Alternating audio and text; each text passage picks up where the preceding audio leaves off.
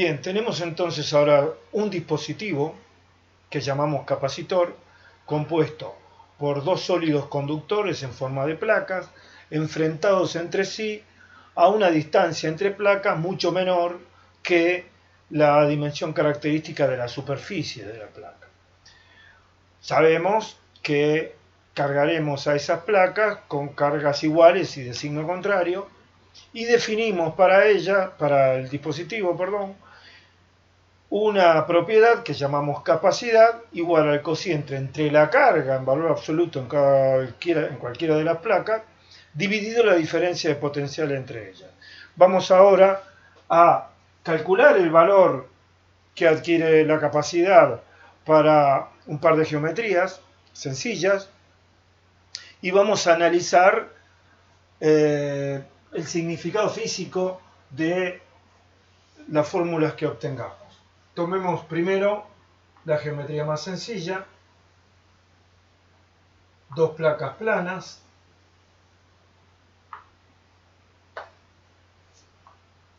separadas una distancia d. Las placas son conductoras.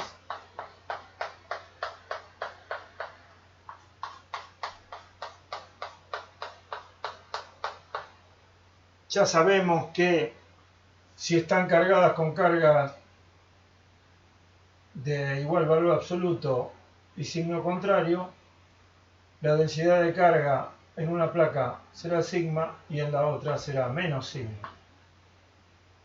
Esto ya lo habíamos obtenido en los ejercicios de Gauss y potencial electrostático. Si tomábamos una superficie gaussiana como esta, el flujo de campo eléctrico tenía que ser igual a cero, lo cual exigía que la carga encerrada neta fuera nula, es decir, sigma por S de un lado más sigma por S del otro igual a cero, sigma igual a menos sigma. En este caso, en que la geometría es estrictamente plana y la simetría es plana porque los planos son infinitos, el campo es perpendicular a las placas y es uniforme, lo sería aunque no tuviera la otra. Lo que tiene de particular esta disposición es que así enfrentadas las cargas se distribuyen en las placas conductoras sobre sus superficies interiores. Este era el objetivo que buscábamos en nuestro diseño original. Recuerden que si estas placas estuvieran solas, no podrían tener carga de un solo lado, la carga se distribuiría uniformemente entre ambas caras y que al estar enfrentadas es que la carga se concentra en los planos interiores. Bien, ya sabemos también que E es sigma sobre epsilon 0. Eso lo obteníamos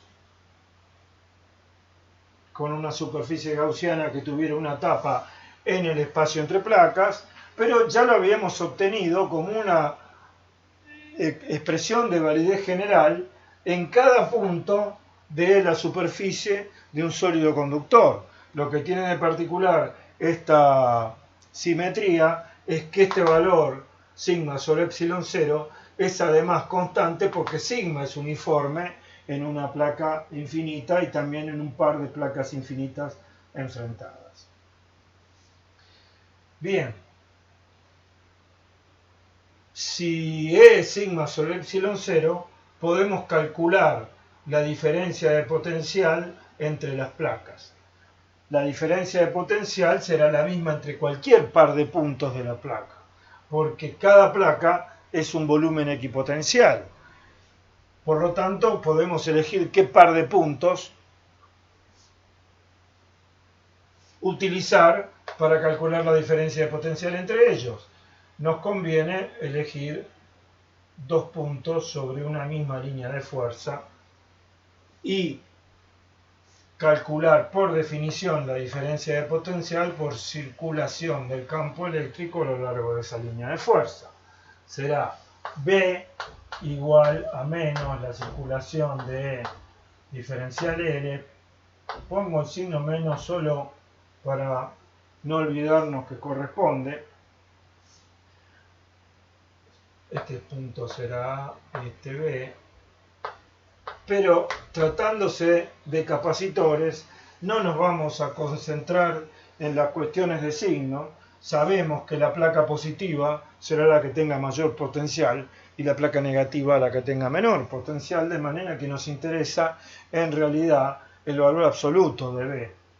B será como E y diferencial L son colineales a lo largo de una línea de fuerza perpendicular a las placas. Es el producto de los módulos, pero además E es constante, de manera que esto será E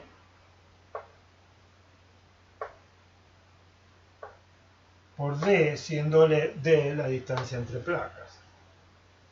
O sea, B igual a sigma sobre epsilon 0 por D. En un capacitor real, las placas no podrán ser infinitas, pero consideraremos aplicable esta geometría cuando la dimensión característica de la superficie de la placa, o sea, algo así como la raíz cuadrada de su superficie, sea mucho mayor que D. En ese caso, Q será sigma por S. Y la capacidad C será Q sobre B, o sea, sigma por S, la superficie de la placa, sobre epsilon 0 por D.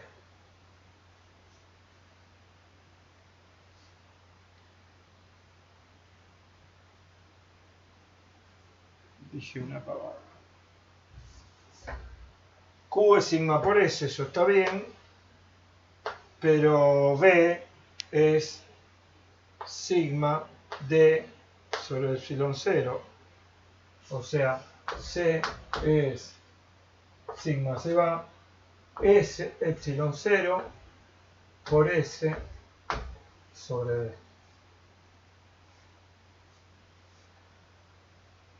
Fíjense que la capacidad es una función de la geometría, superficie y distancia entre placas es parte de la geometría, y de una constante universal.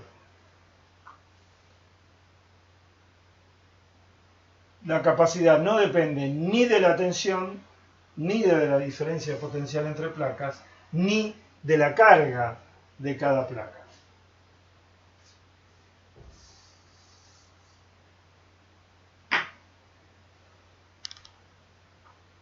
Repasemos que escribí acá. Q es sigma por S, B es sigma sobre epsilon 0 por D, porque E es sigma sobre epsilon 0. Fíjense la dependencia cualitativa. La capacidad aumenta cuando aumenta la superficie de placas. Eso es razonable porque a mayor superficie, mayor capacidad de almacenamiento de carga. Y la capacidad aumenta cuando disminuye la distancia entre placas. ¿Y eso por qué? Porque a igualdad de carga, la diferencia de potencial será menor cuanto menor sea la distancia entre placas. Porque siendo E solo dependiente de la carga de Q sobre S, a igualdad de E, a menor distancia, menor diferencia de potencial y por lo tanto mayor capacidad. Esta es la capacidad de un capacitor plano. Veamos ahora la simetría esférica. Tomemos un capacitor formado por una esfera de radio exterior R1 y otra esfera circundante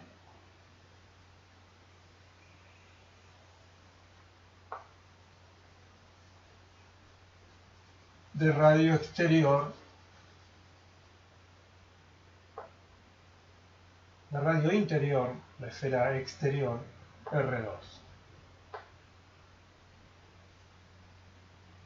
La distancia entre placas, en este caso, es E igual R2 menos R1.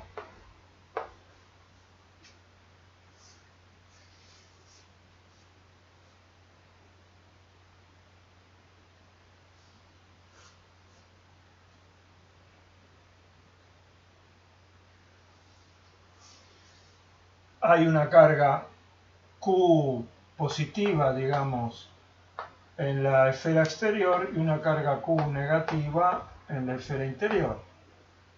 Veamos cómo se distribuye esa carga.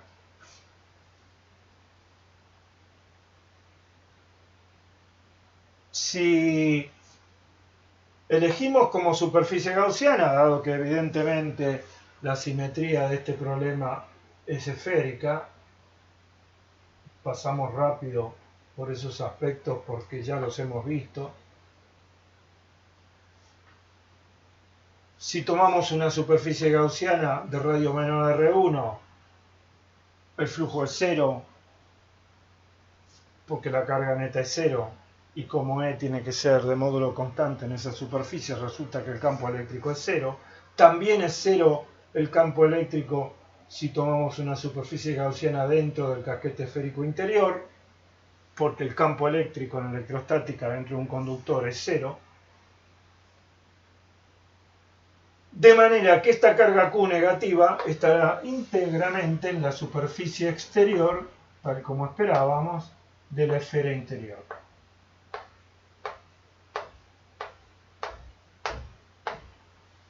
Si ahora tomamos una superficie gaussiana de radio contenido, una esfera concéntrica con los dos casquetes de radio comprendido entre R1 y R2, el flujo del campo electrostático a través de la superficie de esa esfera será E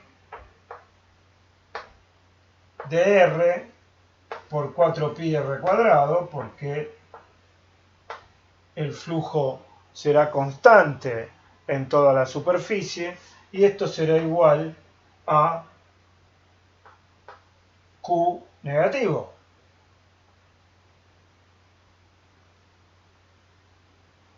Sobre epsilon 0, ya que dentro de esta superficie de radio R entre R1 y R2, la carga que encontramos es la carga de la placa negativa.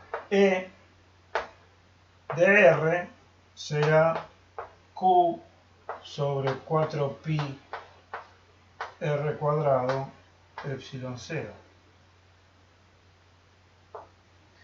El campo E no es constante, sino que decrece, en este caso será apuntando hacia adentro, que Q tendrá valor negativo. E decrece con el cuadrado del radio. Yo dije en el bloque anterior que si esta distancia entre placas era mucho menor que el radio de curvatura, el campo eléctrico en un punto de una placa era igual al campo eléctrico del punto que enfrentaba la otra. Ciertamente, este también sería el caso si esta configuración tuviera una diferencia entre los radios R2 y R1 mucho menor que R1, pero no es el caso que estamos considerando. En la práctica, si hiciéramos un capacitor esférico, seguramente lo haríamos de manera tal que R2 menos R1 fuera mucho menor que R1.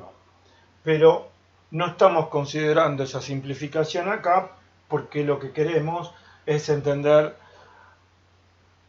conceptualmente el problema y aplicar bien las ecuaciones de electrostática. Seguimos.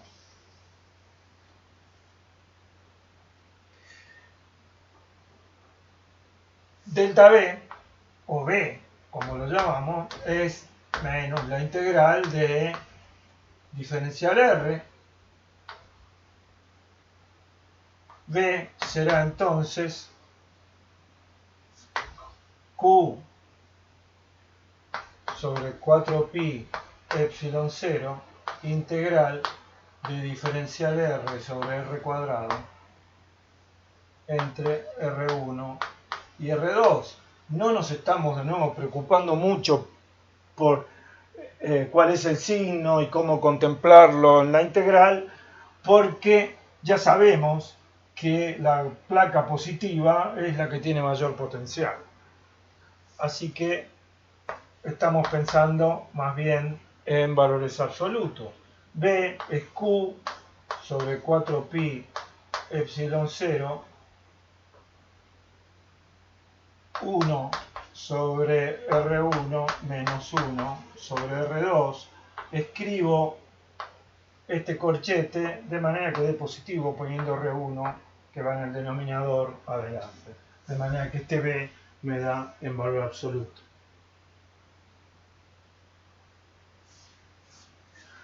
Fíjense que también llegaríamos rápidamente a la conclusión de que la carga positiva de la placa exterior del casquete esférico exterior se va a ubicar sobre la superficie interior del casquete, porque si circulamos con Gauss por una esfera, circulamos no circulamos. Si aplicamos Gauss a través de la superficie de una esfera de radio mayor que R2 comprendida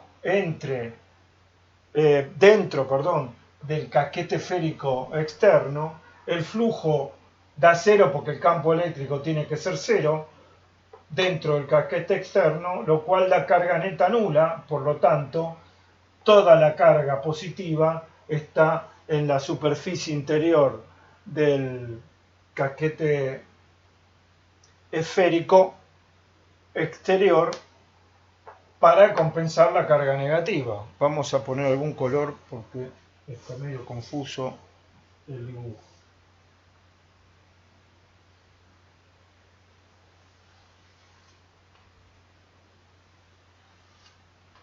Este es un casquete y este es otro.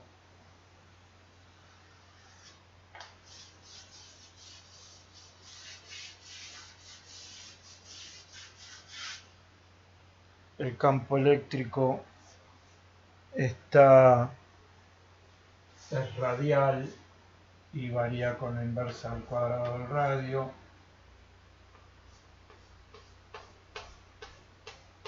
Acá, en el espacio entre placas,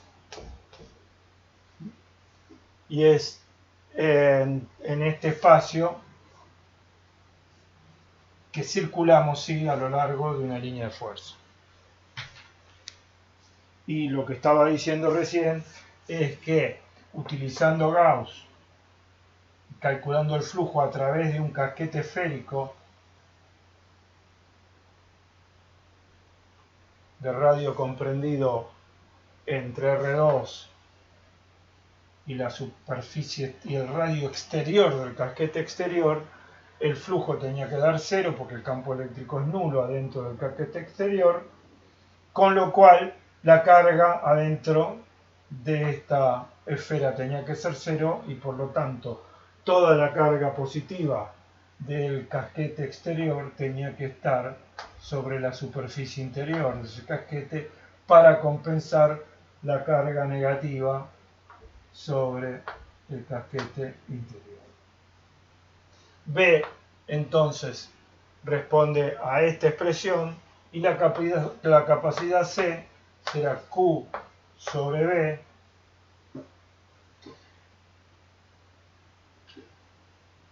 o sea C igual 4 pi epsilon 0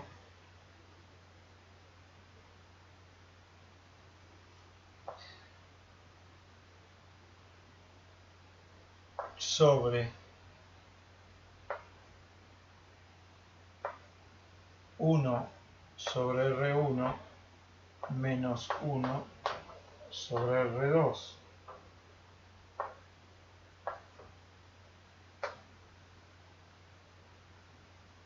Y esto lo podemos escribir C igual 4 pi epsilon 0, abajo ponemos R2 menos R1,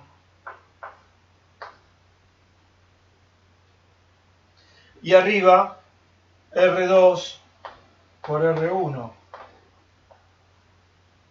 Saqué factor común acá, R1 por R2, en el denominador queda R2 menos R1 y pasamos R2 por R1 arriba. Fíjense, esto es la distancia entre placas, el equivalente a D. Y 4pi R2 por R1 es prácticamente 4pi R cuadrado, un radio característico intermedio entre R2 y R1, y 4pi R cuadrado es la superficie de una placa. De manera que volvemos a obtener a la capacidad como una propiedad geométrica, además de depender de una constante universal, proporcional a la superficie e inversamente proporcional a la distancia entre placas.